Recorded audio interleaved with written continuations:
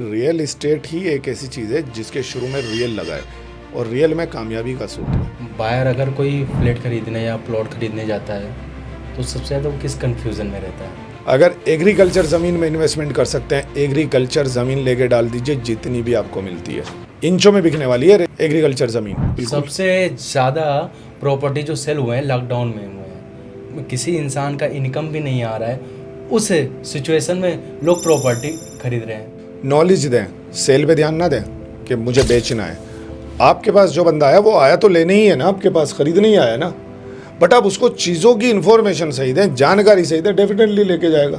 तो क्लाइंट से अगर हम रिलेशन बना रखे हैं, अगर लॉन्ग टर्म बना के रखना है तो वो सीक्रेट क्या है? एक ही सीक्रेट है, हमेशा अपने क्लाइंट से सच बोलिए। बहुत लोग कंफ्यूजन में रहते हैं, फ्रॉड इस समय बहुत हो रहा है। लीगलिटी पे ज़रूर ध्यान दें, लीगलिटी देखें आप रियल इस्टेट के अंदर। और मैं तो कहता हूँ जब आप 2-3 करोड़ की 10 करोड़ की प्रॉपर्टी खरीदने जा रहे हैं तो एक लीगल एडवाइज़र के साथ में जाइए। और रेसिडेंशियल या कॉमर्शियल में सबसे ज़्यादा ग्रोथ किस में है? लैंड में इन्वेस्टमेंट करेगा राजा है, उसके बाद कमर्शियल आता है और फ्लैट्स तो। नमस्कार दोस्तों, आपका स्वागत है हमारे पॉडकास्ट में। आज हम बात करने वाले हैं रियल इस्टेट के रिलेटेड, जो कि आज हमारे गेस्ट हैं लकी सर। आज हम जानेंगे प्रॉपर्टी के बारे में, रियल इस्टेट के बारे में, अपना सक्सेस कैसे बनाएं और हम ट्रेनिंग कैसे लें। तो आज हम जानते हैं। सर, आपका स्वागत है हमारे पॉडकास्ट में। Okay, thank you. सर, आपकी ये जो रियल इस्टेट की जर्नी है, कहाँ से आपने शुरू किया? देखिए, अगर मैं रियल इस्टेट की जर्नी की बात करूं तो यहाँ पे हमने 2013 से लगभग स्टार्ट किया था। 2013 में एक कंपनी नोएडा के अंदर थी जिसमें मैंने आया, ज्वाइन किया। मैंने वहाँ पे कुछ दोस्त वगैरह थे, 2-3 हमने लोगों ने वहाँ पे ज्वाइन किया। बट उसमें क्या हुआ कि वो कंपनी थोड़ा रिलायबल नहीं लगी मुझे। उसके बाद वो कुछ दिन बाद कंपनी बंद भी हो गई थी, मैं नाम नहीं लेना चाहूँगा कंपनी का। उसके बाद वहाँ तो मैंने काम नहीं किया, बट मुझे समझ में आ गया कि रियल इस्टेट एक अच्छी जगह है जहाँ से हम अच्छा पैसा अर्न कर सकते हैं और अच्छे लोगों से, ज़्यादा लोगों से कनेक्ट कर सकते हैं। क्योंकि मुझे शुरू से ही लोगों से मिलना, लोगों से कनेक्ट करना, ये शुरू से ही मुझे आदत है। अब तो मैं जैसे कि साउथ दिल्ली रहता हूँ, तो मैंने साउथ दिल्ली में लोकल जो फ्लैट्स वगैरह होते थे वहाँ पे लोगों से कनेक्ट बनाना शुरू किया, लोगों से जो था मिलना शुरू किया और मैंने प्रॉपर्टीज़ वगैरह सर्च करनी शुरू की।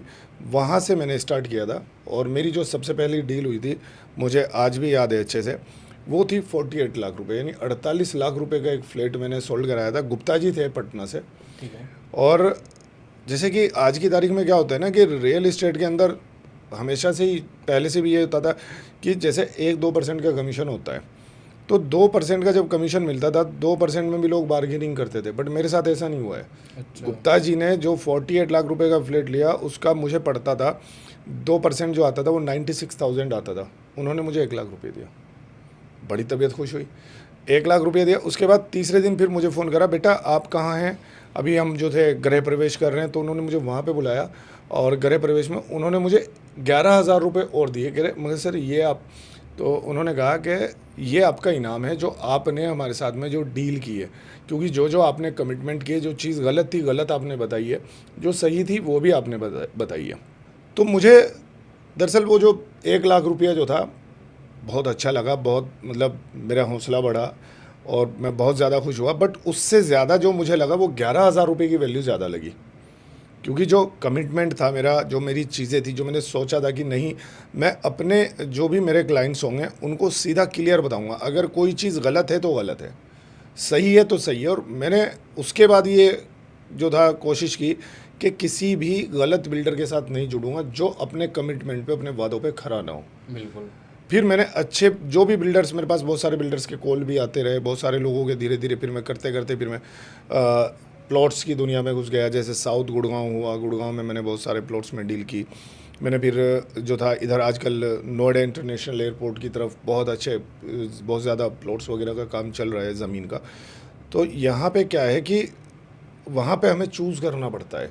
बहुत सी बार क्या होता है कि जो अपने कमीशन की वजह से जो भी ब्रोकर होता है या चैनल पार्टनर्स होते हैं, वो अपने कमीशन को देखते हैं, इन्वेस्टर के फ़ायदे को नहीं देखते हैं। बिल्कुल। तो मैंने वो सारी चीज़ें देखी और मैं आज भी अगर किसी के साथ भी कनेक्ट होता हूँ, किसी का भी प्रोजेक्ट अगर मैं देखता हूँ, तो पहले उसकी लीगलिटी और जो जो चीज़ें, मान लिया मैं ये सोचता हूँ कि मैं अपने लिए ये प्रोजेक्ट खरीद रहा हूँ, उसके अंदर सारी प्रॉपर लीगलिटी वगैरह देखता हूँ, प्रॉपर उसका डेवलपमेंट, उसके कमिटमेंट, उसकी हिस्ट्री बिल्डर की, कि इसने जो पीछे डेवलपमेंट किया है, इसने जो पीछे डिलीवर किए हैं प्रोजेक्ट्स, उनमें क्या इसकी हिस्ट्री रही है। तो ऐसे ही, और मेरे ख्याल से सब लोगों को इसी तरह से करना चाहिए, क्योंकि पता क्या होता है, बहुत सी बार कुछ प्रोजेक्ट में हमें ना जो इंसेंटिव होता है, कुछ बिल्डर ज़्यादा इंसेंटिव देते हैं, लेकिन वो अपने कमिटमेंट पे खड़े नहीं है। हमें सबसे पहले सोचना है एक इन्वेस्टर्स का या क्लाइंट के बारे में। वो जो पैसा लेके आ रहा है, वो बहुत से एंड यूज़र भी होते हैं, अपनी ज़िंदगी भर की कमाई लगाते हैं एक फ्लैट या एक प्लॉट ख़रीदने के लिए, उनका सपना होता है, और वो पूरी ज़िंदगी भर की कमाई लगा देते हैं उसमें, और वो कहीं ना कहीं हम अपने 1-2% के चक्कर में अगर उसके साथ खिलवाड़ कर देते हैं तो लंबा नहीं चल पाएंगे। कुछ मतलब कुछ टाइम के लिए हो सकता है हम कुछ पैसे कमा लें, लेकिन रियल इस्टेट की दुनिया ऐसी है कि यहाँ पे जो था, अगर आप अच्छे से काम कर लेते हैं, अच्छी चीज़ों पे काम करेंगे, चीज़ों को समझेंगे और इन्वेस्टर की और क्लाइंट की ज़रूरत को समझ के उसके हिसाब से आप काम करेंगे, तो लंबा चलेंगे। और एक क्लाइंट जो था 10 लोगों के रेफरेंस देता ही देता है, अगर आपने अच्छा किया है। उसमें क्या होता है, अभी जो मेरे इन्वेस्टर हैं, मेरे क्लाइंट्स हैं, उनके यहाँ कोई शादी ब्याह पार्टी कोई प्रोग्राम होता है, उसमें भी इनवाइट करते हैं, मतलब मैं उनकी फैमिली का मेंबर बन जाता हूँ। अब जब मैं जाता हूँ वहाँ पे, तो मैं तो नया चेहरा हूँ, वहाँ पे लोग मिलते हैं, आते जाते, तो पूछते हैं यार ये कौन है नया चेहरा, क्योंकि फैमिली के बारे में, उनकी फैमिली का प्रोग्राम है, तो वहाँ पे जाता हूँ तो नया चेहरा पूछते हैं लोग, फिर वो बताते हैं अरे ये वो हैं, इन्होंने हमें वहाँ पे एक यूनिट दिलाया था, इन्होंने वहाँ में फार्म हाउस दिलवाया था। तो ऐसे कनेक्ट बनते हैं और रेफरेंस बहुत मिलते हैं। आपको कुछ करने की ज़रूरत नहीं है, बस सही चीज़ में। हो सकता है आपकी डील जो था बहुत सी बार होने में टाइम लगे, थोड़ा सा पेशेंस बहुत ज़रूरी है। जितना ज़्यादा इस काम के अंदर पेशेंस रखेंगे और पॉजिटिविटी रखेंगे, उतना ज़्यादा कामयाब होंगे। चीज़ों को जेन्युइन डिलीवर करें, कभी भी ओवर डिलीवर ना करें। मेरे साथ ये हुआ है, कभी आज तक मैंने किसी भी इन्वेस्टर को रॉन्ग कमिटमेंट नहीं किया है एक यूनिट बेचने के लिए। कभी भी कोई भी होता है, अगर भले ही इन्वेस्टर या वो क्लाइंट ना ले, उसको मना कर दे, मुझे पता है अगर ये चीज़ मैं इसको सच बोल दूंगा तो मना कर देगा, लेकिन वो घूम के आएगा वापस, कोई रेफरेंस देगा, वो उस चीज़ में फिट नहीं हो रहा होगा, लेकिन उसके पास कोई रेफरेंस होगा जो उस चीज़ में और उन सारी सुविधाओं में फिट हो रहा होगा, वो उसका रेफरेंस ज़रूर देगा। तो मैं हमेशा हर जो था चैनल पार्टनर से यही कहना चाहता हूँ, और अपनी टीम को भी, जो मैंने आज तक ट्रेनिंग दी है लोगों को, सबको ये चीज़ ज़रूर सिखाता हूँ, कभी भी रॉन्ग कमिटमेंट मत करिएगा। बहुत से लोगों का कहना होता है कि भाई मार्केटिंग में झूठ बोलना पड़ता है। भाई आप ऐसा काम करो ही मत, आपके पास बहुत सारे ऑप्शन हैं, आप इतने सारे बिल्डर हैं, आप किसी भी बिल्डर के साथ जुड़े, ऐसा काम करें क्योंकि झूठ बोलें। आप सच बोल के काम तो करके देखें, कितना मज़ा आता है। से रियल इस्टेट में आपको आने का प्रेरणा कहाँ से मिला कि इसमें मैं सक्सेसफुल हो सकता हूँ? कहाँ से आपको ये मोटिवेशनल मिली? प्रेरणा तो खैर इसके बारे में कहानी तो बहुत लंबी है, बहुत लंबा जो था चला जाएगा पॉडकास्ट ही आपका। शॉर्ट में डिस्क्राइब कर दीजिए। हाँ, लेकिन एक मेरे जो थे दोस्त हुआ करते थे, अभी भी हैं साथ में, बहुत अच्छी दोस्ती है, बहुत बहुत अच्छा बॉन्ड है उनसे। उन्होंने एक दिन ऐसे ही बोला कि चलो ना, एक नोएडा में कंपनी है और वहाँ पे चलते हैं। बेसिकली वो कंपनी जो थी, नोएडा में जो कंपनी थी, 2013 की ही बात है जब से मैंने स्टार्ट किया था, नेटवर्किंग टाइप से लोगों को जोड़ती थी। अब वहाँ पे क्या होता है कि जब नेटवर्किंग में हम आते हैं तो जो काम को जानता है नहीं जानता है सबको जोड़ने की कोशिश करते हैं। तो वहाँ पे लेके गए वो मुझे, और हमने देखा वहाँ पे जाने के बाद कुछ चीज़ें ऐसी लगी जो नहीं समझ में आई थी, जैसा मैंने अभी बताया आपको, तो वो मुझे रिलायबल नहीं लगा था। बट वहाँ से जो ट्रेनिंग वगैरह जो थी, उनकी जो ट्रेनिंग मैंने ली है, ट्रेनिंग से मुझे चीज़ें समझ में आ गई थी कि रियल इस्टेट है अच्छी चीज़। तो मैंने वहाँ से स्टार्ट किया, और फिर हम 3 लोगों ने साउथ दिल्ली के अंदर, जैसे कि मैं बता रहा हूँ, 3 दोस्तों ने हमने मिलके साउथ दिल्ली में काम स्टार्ट किया था। और 2013-14 में 12-13-14 गोल्डन पीरियड रहा है, बहुत बढ़िया काम किया है। 14 से थोड़ा सा काम स्लो हो गया था, उसके बाद हालांकि ये प्लॉट्स वगैरह का साउथ गुड़गांव वगैरह इधर से हमने स्टार्ट कर दिया। और आज अगर हम देखें इधर जो गढ़गंगा, देहरादून, साउथ गुड़गांव या नोएडा, ग्रेटर नोएडा, तो यहाँ पे भी जो था हम लोग काफ़ी जो थे लोगों के साथ कनेक्ट है। और मैं यही कोशिश करता हूँ कि अच्छे बिल्डर के साथ कनेक्ट हूँ, जिसके कमिटमेंट पूरे हों, जहाँ पे ये ना हो कि मेरी छवि ख़राब हो जाए। सर, आपके हिसाब से रियल इस्टेट डीलर या ट्रेनर की क्वालिटी क्या होनी चाहिए? देखिए, सबसे पहले तो मैं ये कहूँगा कि रियल इस्टेट डीलर मत बोलिए, क्योंकि कंसल्टेंट हैं। रियल इस्टेट कंसल्टेंट जो प्रॉपर चीज़ों को सीख के और समझ के करेगा, तो वो कंसल्टेंट की ही तरह काम करेगा। एक डीलर का जो फोकस होता है वो चीज़ को बेचने पे होता है, पैसा कमाने पे होता है। कंसल्टेंट का जो मकसद होता है वो होता है कि सामने वाले को जानकारी दे चीज़ों की। मैं अक्सर कभी बेचने पे फोकस नहीं करता हूँ, यही मैं अपनी टीम को सिखाता हूँ। आप जो आपके पास कोई आया है, चाहे वो इन्वेस्टर है चाहे वो एंड यूज़र है, आप उसको चीज़ों की इन्फॉर्मेशन सही दें, उसको उसका फ़ायदा और नुकसान समझाएं कि अगर वो इस प्रोजेक्ट में इन्वेस्टमेंट करेगा, पहले उसको समझ लें कि इसको क्या चाहिए। अब उसकी ज़रूरत आपने समझ ली, उसके हिसाब से उसको आप जो था गाइड करें कि सर ये प्रोजेक्ट आपके लिए, इसमें ये बेनिफिट्स हैं और ये नुकसान रहेंगे। तो उसको जब आप बताएंगे, समझाएंगे, तो वो आपकी चीज़ों को समझेगा और आप एक कंसल्टेंट का काम कर रहे हैं, उसको चीज़ समझ में आएगी तो डेफिनेटली वो आपके साथ ही डील क्लोज करेगा। तो मैं बार बार यही कहता हूँ कि आप कंसल्टेंट बने, लोगों को कंसल्ट करें, चीज़ें समझाएं। जैसे सर कोई यूथ है रियल इस्टेट में अगर ट्रेनिंग लेना चाह रहा है, अपने लाइफ को उसमें सक्सेसफुल देख रहा है, तो आप उसे कैसे ट्रेनिंग देंगे? देखिए, ये आपका ना बहुत बढ़िया क्वेश्चन है और इस क्वेश्चन के ऊपर मेरे बहुत सारे सेशंस हैं, बहुत सारी वीडियोस मेरी ऑनलाइन पड़ी भी हुई हैं। मेरे चैनल भी है एक छोटा सा, उस पर भी पड़ी हुई हैं। इस चीज़ के लिए मैं कहता हूँ कि आज का यूथ जो था ना, वो सबसे ज़्यादा सैलरी के पीछे भाग रहा है। अच्छा। अब सैलरी में क्या होता है ना कि आपके पास एक लिमिटेड बाउंडेशन हो गई, लिमिटेड सैलरी हो गई, काम आप वही कर रहे हैं। अगर कोई रियल इस्टेट के अंदर जॉब कर रहा है, नौकरी कर रहा है, काम वही कर रहा है, लेकिन पैसा कोई और कमा रहा है। उसने किसी ने 15, 20, 30 हज़ार रुपये में कोई एम्प्लॉय रखा, वही सेल उसी को करनी है, क्लोजिंग उसी को करनी है, मीटिंग उसी को करनी है, सब कुछ उसी को करना है। लेकिन एक क्या है ना, वो जो कहावत होती है हाथी वाली, सर्कस के हाथी वाली, तो वो कहानी हो रखी है।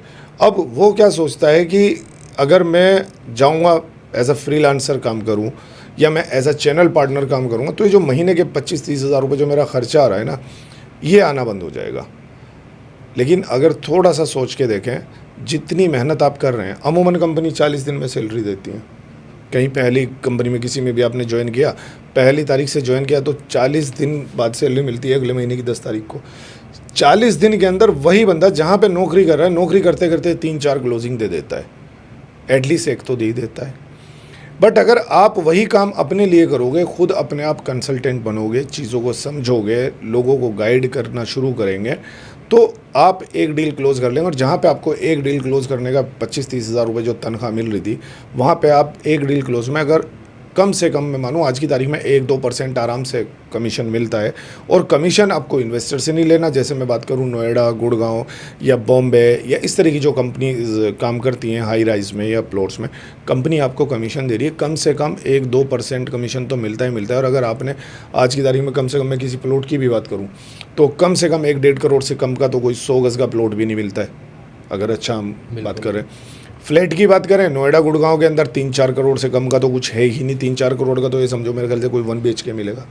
अगर आपने 1 महीने में या 2 महीने में, 3 महीने में भी एक डील क्लोज कर ली और 3-4 करोड़ का एक आपने यूनिट बेच दिया, तो मेरे ख्याल से 3 करोड़ का अगर हम 1% भी, हालांकि 2% तक कंपनी देती हैं, कुछ ज़्यादा भी देती हैं, अच्छी कंपनी कमीशन कम देगी लेकिन उसका माल बेचने में आपको आसानी होगी, वहाँ पे रिलेशन बनेंगे। अगर मैं 3 करोड़ के 1% की बात करूँ तो कितना हुआ सर? 3 लाख रुपया। 3 महीने में भी अगर एक डील क्रैक करे, और पहली डील क्रैक होने की सिर्फ देरी है। पहली डील क्रैक हुई, आपके हाथ में जब वो 3 लाख रुपए आएंगे, रॉकेट बन जाएंगे आप। तो जॉब के पीछे मत भागें। मैं हमेशा कहता हूँ चीज़ों को समझें। मेरे बहुत सारे ट्रेनिंग सेशन हैं, मैंने 3500 से ज़्यादा लोगों को ट्रेनिंग दी है रियल इस्टेट के ऊपर। तो बहुत सारे बच्चे अच्छा काम कर रहे हैं और अच्छी कंपनियों के साथ में ज्वाइन कर रहे हैं। कुछ लोग तो आउट ऑफ इंडिया भी कर रहे हैं, आउट ऑफ दिल्ली कर रहे हैं, नोएडा, गुड़गांव, बॉम्बे तक में भी लोग काम कर रहे हैं। आजकल एक लोकेशन अच्छी आ रही है इन्वेस्टमेंट के पॉइंट ऑफ व्यू से, धोलेरा, तो वहाँ पे भी कर रहे हैं। आते मेरे पास पूछते हैं सर धोलेरा में, सर आप चाहे जहाँ करें, पूरी दुनिया के अंदर रियल इस्टेट कहीं भी कर सकते हो, लेकिन जो वहाँ की गाइडलाइन है उनको समझें। उसके अलावा कंपनी की जो लीगलिटी है, जो इन्वेस्टर खुद आके चीज़ों को समझ रहे हैं ना, उन चीज़ों को आपको पहले स्टडी करना पड़ेगा ताकि आपके इन्वेस्टर को ज़्यादा R&D ना करनी पड़े, आपके क्लाइंट को मेहनत ज़्यादा ना करनी पड़े। चीज़ें आप सारी उंगलियों पे गिन के रखें, तुरंत सर ये रहा, ये ले रहा है, ये सर्टिफिकेट है, ये अपने पास भी सारी चीज़ें मैनेज करके रखें तो आसानी रहती है। और रियल इस्टेट ज्वाइन करना चाहिए, बहुत अच्छा सेक्टर है। और देखिए, अच्छाई और बुराई हर जगह होती है, बिल्कुल होती हैं। ये हमारे ऊपर है, हमें अच्छाई पसंद है या बुराई पसंद है। जो बुरा कर रहा है उसको बुरा अच्छा लगता है, जो अच्छा कर रहा है उसको तो अच्छा लगता ही है। और क्या। ज्वाइन करना चाहिए। और मैं यही मशवरा दूंगा, बहुत सारे लोग अगर जॉब भी कर रहे हैं, सपोज वो किसी दूसरे सेक्टर में जॉब कर रहे हैं, रेफरेंस का खेल है रियल इस्टेट के अंदर, तो आप क्या करें, वहाँ पे जॉब करते करते अपना 1 घंटा निकाल लें शाम के टाइम। आगे जो ये आप इंस्टाग्राम और यूट्यूब फेसबुक पे जो टाइम जो आप लगाते हैं, इसी को आप यूज़ कर लेना थोड़ा सा। क्योंकि टाइम कभी भी, बहुत सारे लोगों से पूछता हूँ क्या कर रहे हो, कि टाइम पास कर रहा हूँ। टाइम पास करने की चीज़ नहीं है, यूज़ करने की चीज़ है। आपके पास 1 घंटा बचा है, उस 1 घंटे में आप रेफरेंस बनाना शुरू कर दें। और हफ्ते में 1 दिन की छुट्टी होती है, हफ्ते में कोशिश करें 1 दिन विज़िट करा लें। पार्ट टाइम भी करेंगे तो भी आप 2-3 महीने के अंदर, नहीं तो 6 महीने के अंदर बहुत जो था अच्छा खासा अपना एक सेटअप बना लेंगे और उधर से आपको रेफरेंस मिलने शुरू हो जाएंगे। रियल इस्टेट के अंदर आपकी एंट्री हो जाएगी। फिर अपने आप ही आप, जाहिर सी बात है, जिधर से पैसा ज़्यादा आना शुरू होता है इंसान उधर को भागता है। तो जॉब करते करते भी आप कर सकते हैं अगर करना चाहें। और मेरे बहुत सारी ट्रेनिंग ऐसी है 8 बजे के 9 बजे के बाद शुरू होती हैं रात को, तो लोग आते हैं जो जॉब करते हैं, सीखते हैं। जैसे डिजिटल मार्केटिंग और सोशल मीडिया से आपके रियल इस्टेट पे क्या असर पड़ा है? बहुत, अगर मैं बात करूँ आज इस डिजिटल मार्केट और सोशल मीडिया की, आप अगर देखेंगे कि लॉकडाउन से पहले ज़्यादा फोकस नहीं था लोगों का। बिल्कुल। लॉकडाउन में क्या हुआ कि एकदम से प्रॉपर सारी चीज़ें लॉकडाउन हो गई। अब दिमाग ख़राब, क्या करूं, कैसे करूं, कहां से करूं। तो उस टाइम हम एक साउथ गुड़गांव में एक प्रोजेक्ट था वो कर रहे थे, तभी स्टार्ट हुआ था 21 एकड़ का प्रोजेक्ट लैंड का। अब पूरा दिन दिमाग ख़राब, मोबाइल पे लैपटॉप पे सर्च करूं, क्या करूं, ऑनलाइन देखूं, कैसे देखूं। बहुत सारे ऑनलाइन एफिलिएट्स प्रोग्राम आते थे, बहुत टाइप के, मैंने उनसे देखा समझा। तो मुझे कहीं से एक वीडियो हाथ लगी कि अगर आप अपना कोई भी बिजनेस प्रमोट करना चाहते हैं तो यूट्यूब आपके लिए एक ऐसा सोर्स है जहाँ पे आपका पैसा नहीं लगता। आपने वीडियो बनानी है, प्रोजेक्ट के बारे में बताना है और लाइव कर देनी है। तो मैंने स्टार्ट किया, कुछ वीडियोस वगैरह जो पड़ी हुई थी, फिर धीरे धीरे समझते समझते समझ में आया कि मैंने जब एक लगभग 15-20 दिन के अंदर मैंने 3-4 वीडियो पोस्ट की तो अच्छा लगा, मन लगने लगा। मैंने अपने ही मोबाइल से अपने एक रूम में बैठ के वीडियोस बनानी शुरू करी, प्रोजेक्ट्स के बारे में बताना शुरू करा, वॉइस ओवर करना शुरू किया। तो धीरे धीरे फिर समझ में आया कि फेस वैल्यू बहुत ज़रूरी है।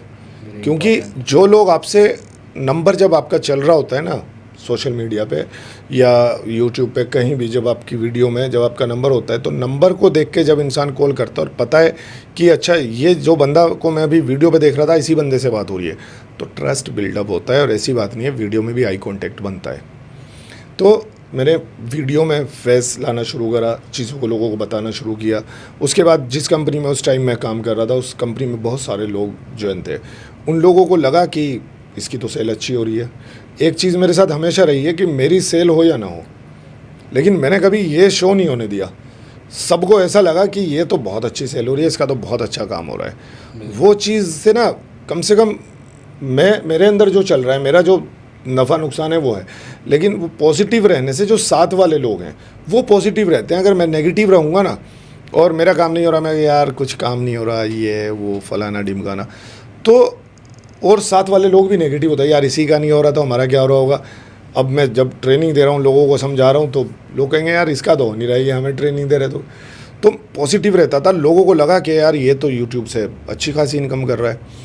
उन लोगों ने सब अब मोबाइल उठाए फिर रहे हैं, कुछ नहीं, हमें कैमरे वैमरे की भी इतनी ज़रूरत नहीं है अगर हम स्टार्ट करना चाहें। मोबाइल आजकल अच्छे खासे हैं, एंड्रॉयड है, आईफोन है, बहुत सारे।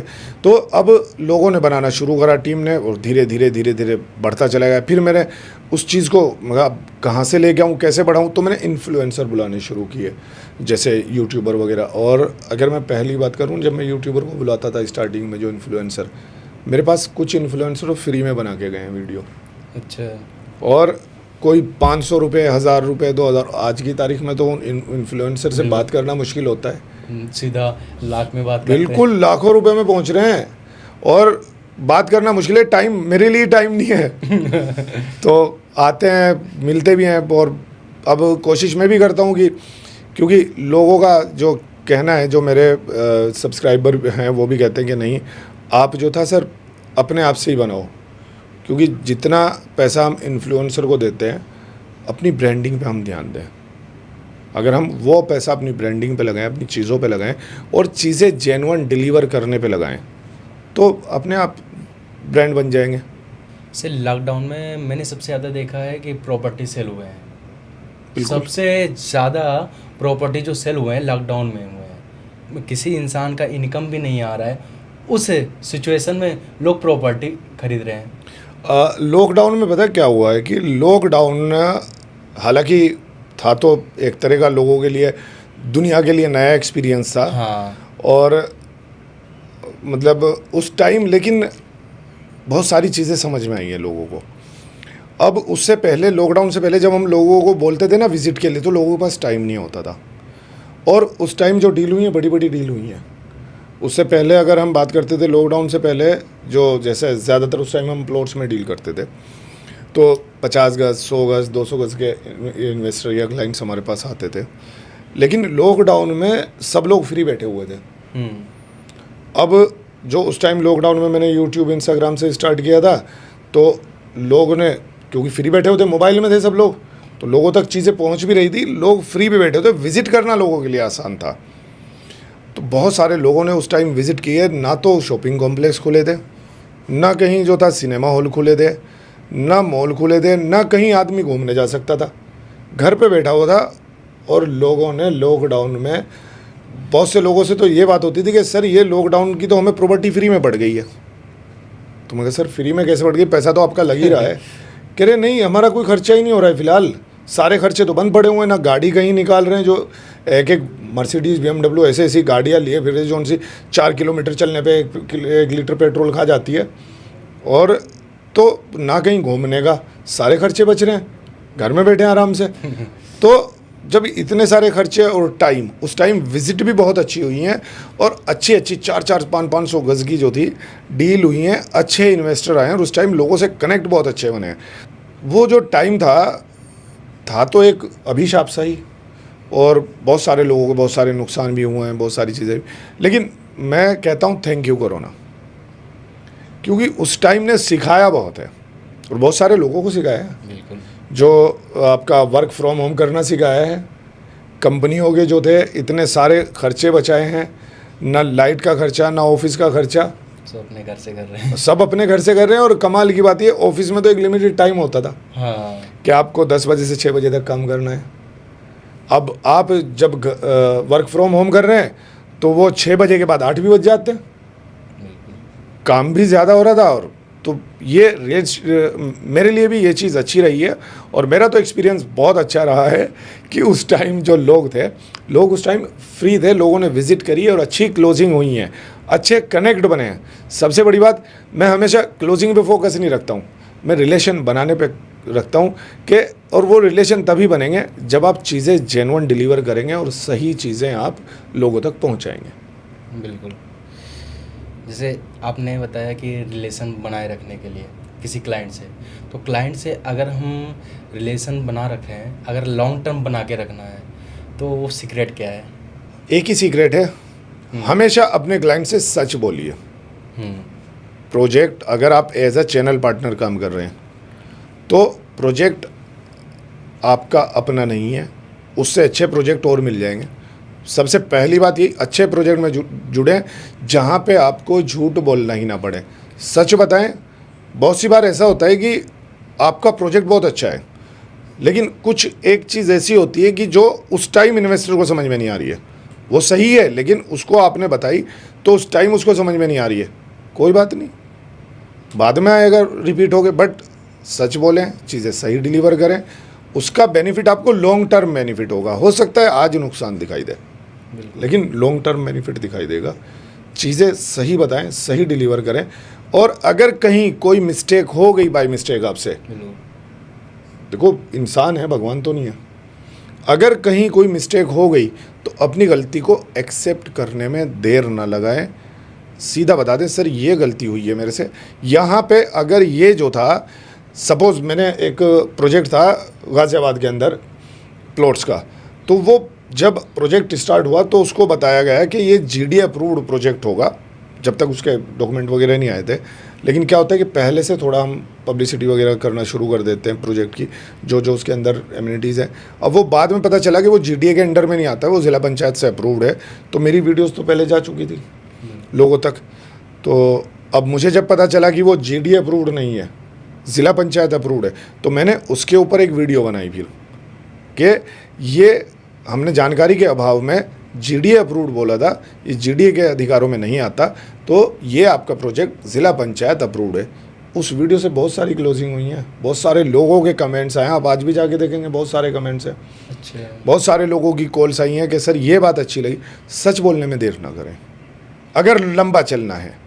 बायर अगर कोई फ्लैट खरीदने या प्लॉट खरीदने जाता है तो सबसे ज़्यादा वो किस कंफ्यूजन में रहता है?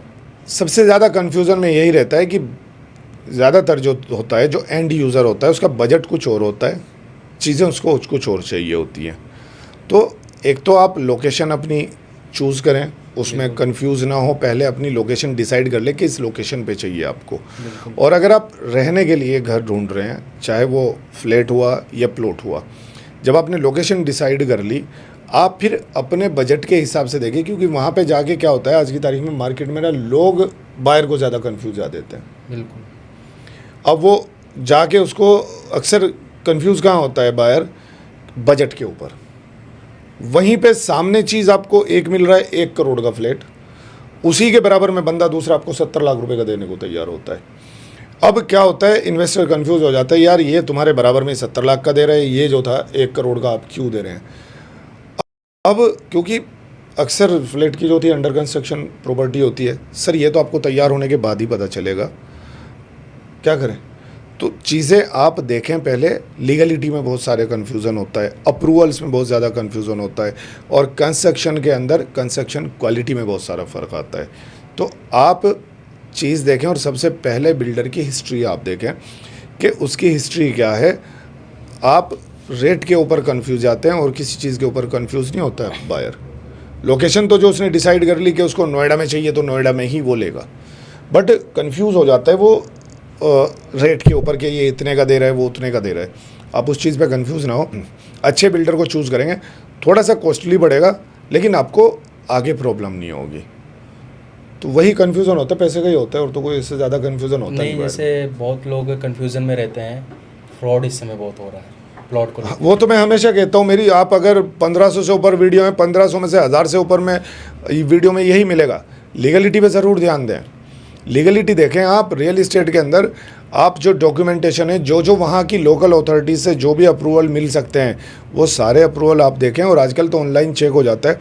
और मैं तो कहता हूँ, जब आप 2-3 करोड़ की, 10 करोड़ की प्रॉपर्टी खरीदने जा रहे हैं, तो एक लीगल एडवाइज़र के साथ में जाइए। और लेकिन लीगल एडवाइज़र ऐसा नहीं है कि आप रियल इस्टेट या प्लॉट से या प्रॉपर्टी खरीदने जा रहे हैं और आप जो थे मतलब क्रिमिनल वाले एडवाइज़र को लेके चले जाएं। लीगल एडवाइज़र आपका रियल इस्टेट का लीगल एडवाइज़र होता है, आप उससे गाइड करें, उसको फ़ीस दें, उससे समझें। जब आप 3-4 करोड़ रुपए एक इन्वेस्टमेंट पर खर्च कर रहे हैं, तो उसकी 2-4 हज़ार रुपये फ़ीस देने में क्या जा रहा है? चीज़ें आपको लीगल मिलेंगी, मुश्किल नहीं है। सर्च करें, देखें, चीज़ों को समझें। रेसिडेंशियल या कॉमर्शियल में सबसे ज़्यादा ग्रोथ किस में है? तो अगर रेजिडेंशियल और कमर्शियल की बात करें, देखें अगर हम फ्लैट की बात करें रेजिडेंशियल में, तो मुझे तो नहीं लगता है कि आज की तारीख में रेजिडेंशियल फ्लैट इन्वेस्टमेंट के मतलब की चीज़ है। नहीं, बिल्कुल नहीं है। कमर्शियल है, हाँ। कमर्शियल में आपने शॉप है, कोई मॉल के अंदर कोई कोवर्किंग स्पेस है ना, इस तरह से अगर है तो वो आपके फ़ायदे की चीज़ है। और रेजिडेंशियल, सपोज़ आपने कोई 4 करोड़ का कोई फ्लैट लिया आज की तारीख में, कब वो तैयार होगा, कब उसका रेंट आना शुरू होगा, और जब तक वो तैयार होगा, रेंट आना शुरू होगा, तब तक जो था हालत ख़राब हो चुकी होगी।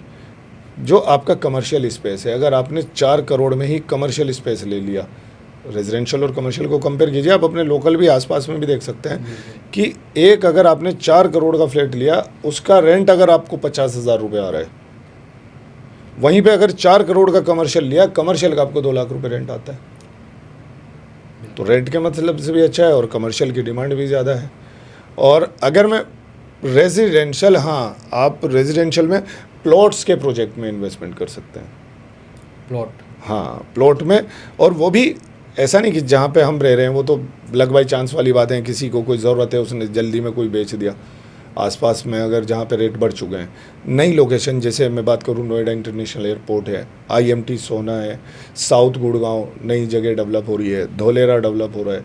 बस आपको यहाँ पे चीज़ों को समझना है, लीगलिटी वगैरह को देखना है, डेवलपर को समझना है, उन चीज़ों को देख के अगर आप रेजिडेंशियल ज़मीन के अंदर इन्वेस्टमेंट करेंगे, क्योंकि ज़मीन की पैदावार नहीं बढ़ रही है, मंजिलें बढ़ती चली जाएंगी ऊपर तक।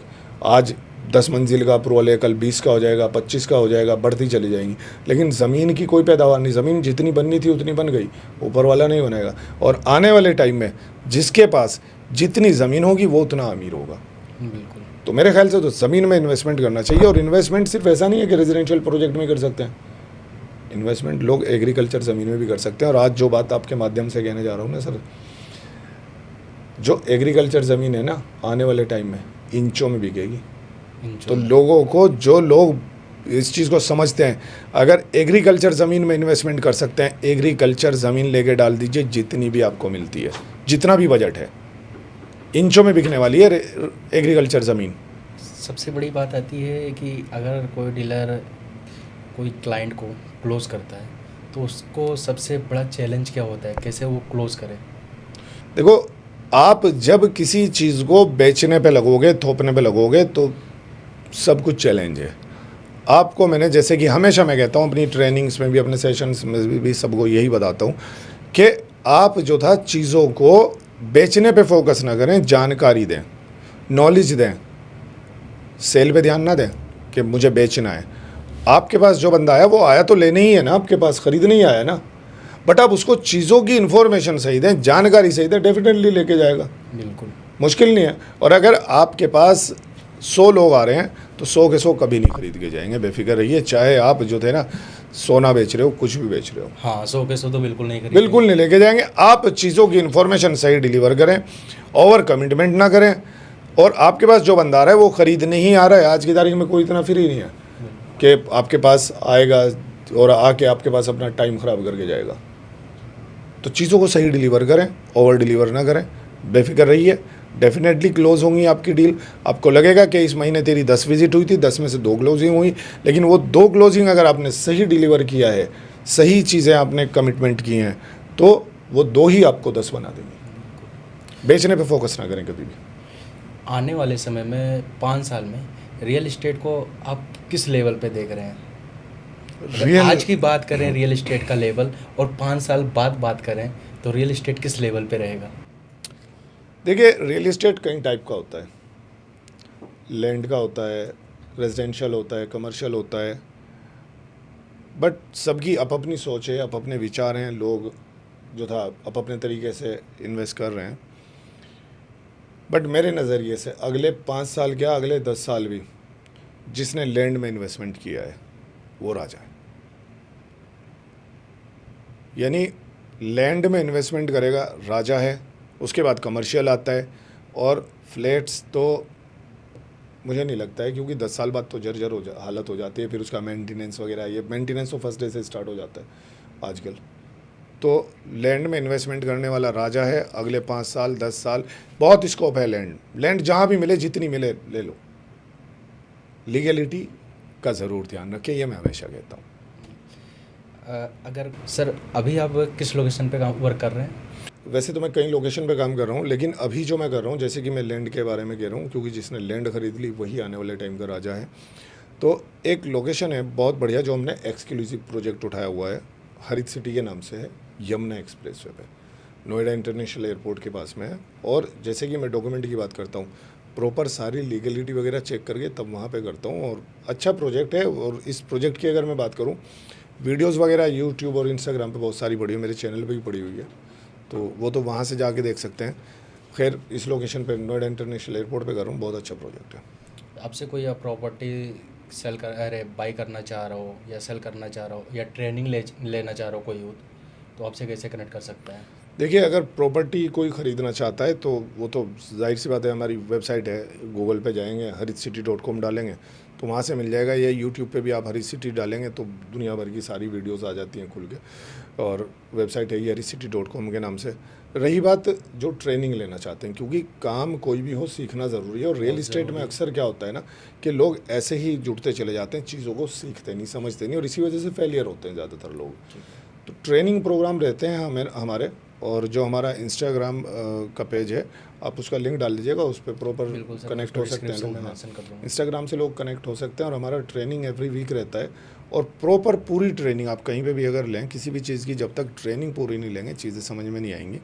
आप आइए, समझिए, आप ट्रेनिंग लीजिए रियल इस्टेट की, ज्वाइन होना चाहते हैं आप ज्वाइन होइए, करिए काम को, सीखिए और बेनिफिट उठाएंगे अच्छा। क्योंकि रियल इस्टेट ही एक ऐसी चीज़ है जिसके शुरू में रियल लगाए, और रियल में कामयाबी का सूत्र है। तो दोस्तों, सर ने जो बताया रियल इस्टेट के बारे में, और उस पे हम बहुत ध्यान दें, क्योंकि अगर हम कहीं पर बाई करना चाहते हैं इसमें फ्रॉड चल रहा है, तो अच्छी कंपनियों से जुड़ें। तो सर का मैं लिंक दे दूंगा डिस्क्रिप्शन में, और अगर कोई बंदा ट्रेनिंग लेना चाह रहे तो इनका इंस्टाग्राम भी लिंक दे दूंगा, आप वहां से इनसे कांटेक्ट कर सकते हैं। तो दोस्तों, इस पॉडकास्ट को हम यहीं पर एंड करते हैं। आपको ये एपिसोड कैसा लगा? अच्छा लगा हो तो लाइक करें, चैनल पे नए हैं तो सब्सक्राइब करें। मिलते हैं फिर नए पॉडकास्ट में, तब तक के लिए धन्यवाद।